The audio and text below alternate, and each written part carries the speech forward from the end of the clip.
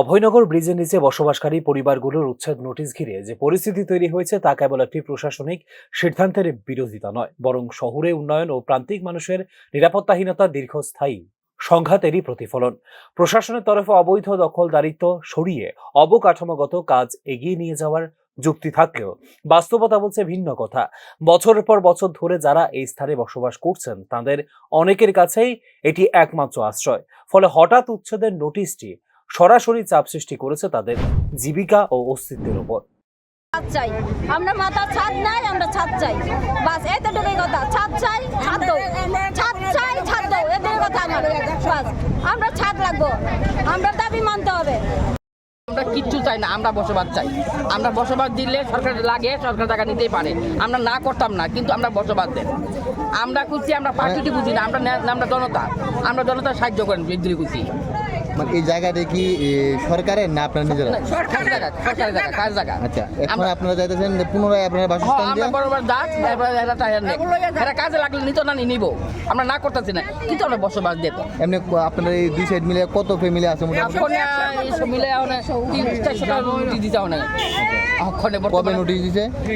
3টা নোটিশ আসছে, তারিখ তো আছে একটা, এই যে সামনে মাসে, এই মাসে 3 তারিখ দিচ্ছে আবার একটা, আবার 22 তারিখ একটা। আর সব পরশুদিন মাইকিং করে গেছে যে কালকা গাড়ি দিয়ে তুলে নিব গা। পূর্ণ বাসস্থানে সুস্পষ্ট রূপরেখা না থাকায় ক্ষোভ স্বাভাবিকভাবেই রূপ নেয় রাস্তায়। অবরোধ, যানজট ও জনভোগান্তি আরও জটিল করে তোলে পরিস্থিতিকে। প্রশাসনের দ্রুত পদক্ষেপ, পুলিশ মোতায়েন হলেও মূল সমস্যার সমাধান এখনো অধরা। তারা যদি ব্যবস্থা করে দিত হইলে আমরা রাস্তা ব্লকরণের দরকার লাগতো, নইলে আমরা যেমন সুন্দর করে থাকতাম বলে। আমরা কি দরকার রুদ্রমের এখানে গিয়েছে রাস্তা ব্লকরণ লাগে, আমরা পোলা পানি লাগে, আমরা ব্লকরণ লাগছে, আমরা ভবিষ্যৎ লাগে ব্লকরণ লাগে, আমরা কোথাও যাবো? আমরা তো একটু, তারাও তো আমরা তো এত তীব্র বাসিন্দা না, আমরা তো একটু তার দায়িত্ব আছে।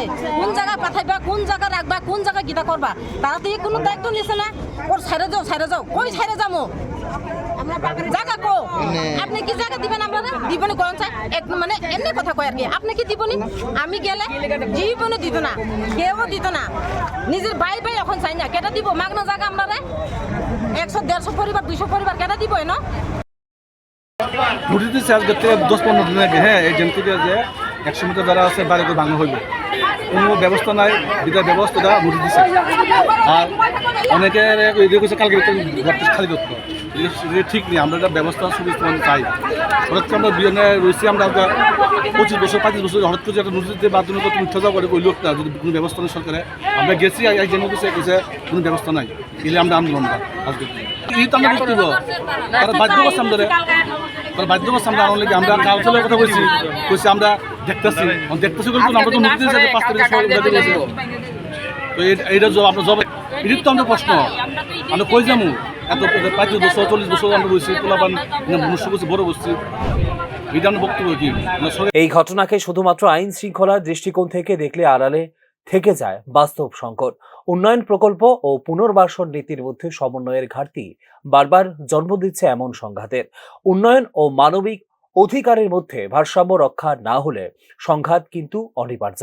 এই ক্ষেত্রে প্রশ্ন রয়ে যায়, নগর উন্নয়নের অগ্রযাত্রায় প্রান্তিক মানুষের স্থান কোথায়, এবং সেই উত্তর খুঁজে দেওয়ার দায় কোনোভাবেই এড়াতে পারে না প্রশাসন।